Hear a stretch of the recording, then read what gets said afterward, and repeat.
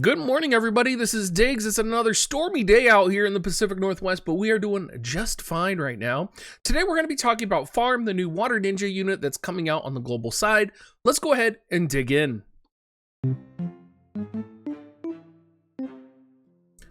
Now, Pharm is a pretty, I would say, standard unit. We have a lot of units that are very similar to Pharm, but we don't have very many similar water units, and she's going to fit in with a variety of different water compositions, and I mean it when I say I'm genuinely pretty excited for her, even though she's in the general pool and she's not really a special unit, so to say.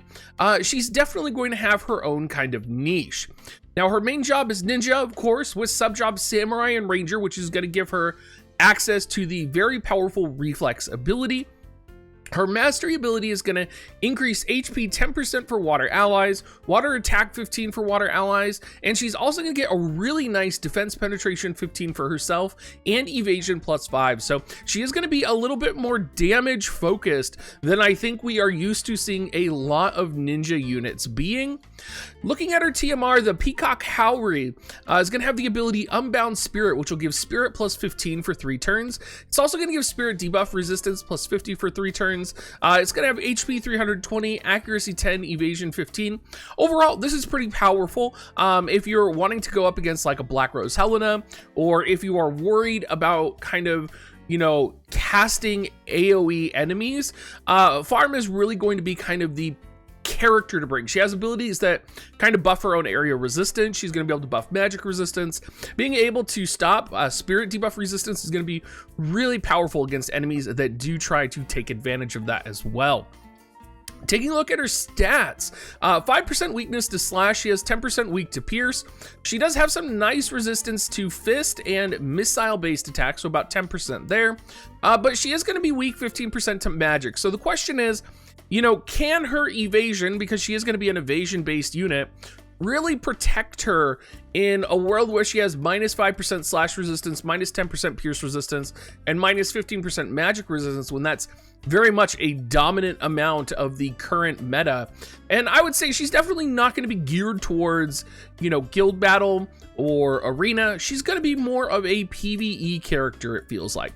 She does come with a really nice natural immunity to confusion and disable, and she gets a really nice 10% stun resistance. For those of you that are curious where her stats are lining up, 72nd in HP, but oh my gosh, she is the 7th highest attack in the game. She has the 9th highest agility at agility 68. Dexterity 72nd means she will be able to hit some things. She's not going to be the highest accuracy unit though. And she's going to have luck 18th at 259. So her evasion prowess is going to be pretty powerful, and she's going to be able to deal some damage. Now, her limit break, the Disturbed Peacock, is an AP cost 47 ability, only has 2 range, and it's a 200% modifier water slashing attack that will decrease water resistance 25%. Has a 67% chance to inflict paralyze. What's unique about this paralyze though is it is a 80% chance of paralysis, so that is a very high proc rate.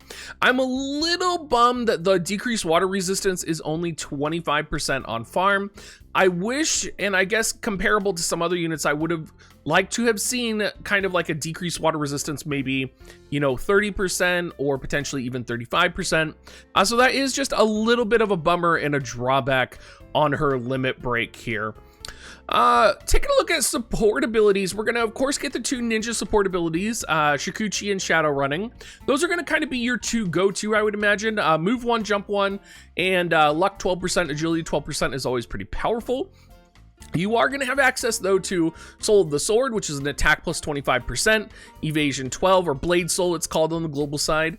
You might be setting this just for the extra evasion.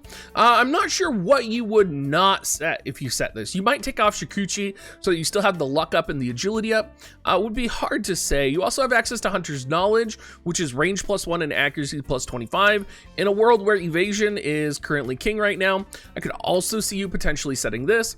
And then, of course, course, concentration if you do want to run her ranger sub, and there may be a situation where you do want to run her ranger sub in a world where we do have access to Lara Croft, and we also have access to Winter Victoria. Adding a third Wadar muscle unit that'll be really viable besides Krace could be powerful. So you may find yourself actually running concentration and Hunter's Knowledge on her.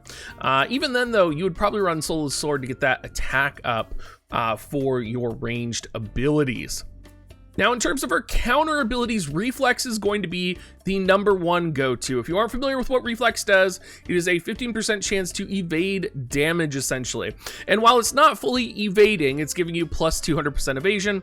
It's evade damage, essentially. So Reflex, of course, is going to be the go-to. You do have access, though, to the Samurai ability Mindful, which is a 20% chance to give evasion plus 10 for 3 turns, and the ninja ability Poison Needle. Little niche on Poison Needle. It does have a use. It does have a very high proc chance at 50%. And a 50% poison, 15x for 3 turns. But I'm going to say, there's very far and few between are the times that you will ever take Reflex off the abilities for Pharm. I mean, I would be shocked if I saw a Pharm without Reflex on. It's going to save you more than any of the other counters that are available. In terms of her main job, we're kind of going to go talk about what she got in her EX kit and her job level 25 ability first. Her Shuriken got upgraded. Now it's still 121% slash attack mod.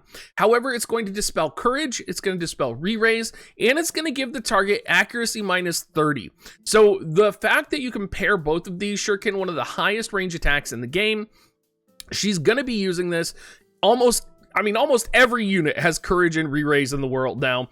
So she's going to be using this. It's going to be useful, and it's going to be arguably one of the most powerful abilities for dispelling courage and re-raise in the game right now, especially if you consider like pairing her with other evasion units and you're giving accuracy minus 30. It's going to be very powerful. Dream Within a Dream is going to get upgraded to be a water slash 3-hit 121% mod. Pretty standard there. However, it's going to give the target defense minus 30, which is a lot of defense minus, spirit minus 30, and it's going to give Pharm herself on this attack critical hit chance plus 20%. So this is going to be, when I talked about how she has a really high attack value, she also has critical hit rate plus 25 on her board. She's going to be a water-based crit damage unit, very similar to Tidus, right?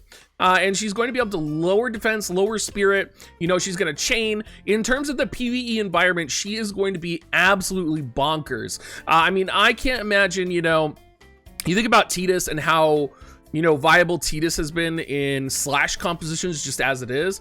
Imagine being able to set Pharm now and lower the defense by 30 and spirit 30 while also doing a 3-hit slash chain. And let alone, if you pair that with, other water slash chainers, or if you pair that with potentially, crit damage as well, could be very powerful. Now, in terms of her job level 25 ability, Protector's Seal, this is going to be kind of the counter to mages. I would say, it gives accuracy plus 33 turns for allies. It's going to give AoE resist 15, 3 turns for allies, and it's going to give magic resist 20 for 3 turns to allies. If you were worried at all about Black Rose Helena, being able to use Protector's Seal is pretty much like the anti-Black Rose Helena buff, right? It very much reminds me of Summer Killphase buff that she does use as well. I believe it's Spirit and Magic Resist that she does, not AoE Resist. I could be off a little bit there, but very powerful anti-AoE magic and it's just amazing, and it gives accuracy. So hard to go wrong there, and definitely one you'll want to get. I would definitely say Pharm is universally just one of those units you would want to 120 naturally no matter what. In terms of other abilities in her main kit, she does have access to Shadowbind, which, if you're familiar, just has a 131% modifier, 25% chance to land stop. She has access to Hide, which reduces her chance to being targeted, and of course Utsusemi, which gives evasion +1 or +60 for 1 turn. In terms of what sub-job you're going to be running on her, I doubt you're going to be running sub-job Ninja. You do have Poison Fog Technique and Decider of Fate, which, honestly, Decider of Fate actually has the wrong information here. So does Poison Fog Technique, but that doesn't matter because you don't need to know that, because the only ability that really matters for sub-job Ninja is Suiton. So Suiton, of course, is a elemental-less or a typeless damage ability. Pretty good if you you are going up against enemies that have a variety of status resistances. Honestly, though, you're probably going to be subbing Samurai or you're going to be subbing Ranger. And honestly, you'll probably be subbing Samurai. Subbing Samurai is going to give you Illusion, of course, Evasion plus 25 for 3 turns for allies. Give you access to Hien, which is 137% mod attack, which just also has access to range height 2, which is very powerful and good range. Dedication, Meditation, you know, these are buffs that are not the most important. But again, if you are running crit build, Dedication for attack plus 30%, crit plus 15, could absolutely synergize really well with her kit. Obarazuki is going to be 175% modifier, 25% chance to land slow, and Night Veil 140%, 25% chance to land blind. So again, some good versatility. I would say general use of Pharm is most likely going to sub Samurai. And finally, we do have access to sub Ranger, and she does have access to Sharpshoot, and Sharpshoot is going to be kind of the only really viable attack option that she's going to have. She does have Shadow Stitch for Immobilize. She also has some of the charge attacks, but really, you're going to be using Sharpshoot if you're running this on her, and you're probably only going to run this if she is with Winter Victoria and Lara Croft.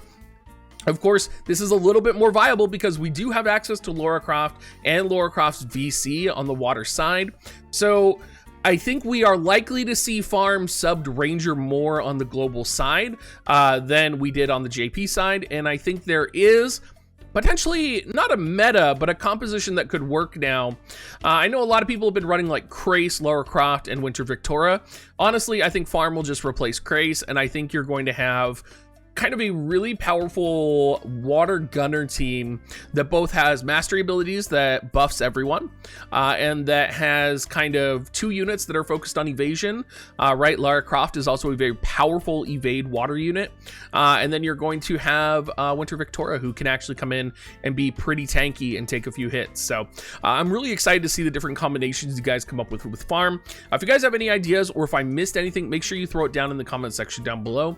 As always, if you do want to support me, make sure you use my affiliate link, dig.gs/coin. It is one of the best ways to support me. If you don't want to do that, you can become a YouTube member. It's only $1.99, and it is literally just all goes pretty much straight to me. So thank you so much for watching, guys. I will be on stream later tonight. I'm not sure what game I'll be playing, but I look forward to seeing you there. See you later.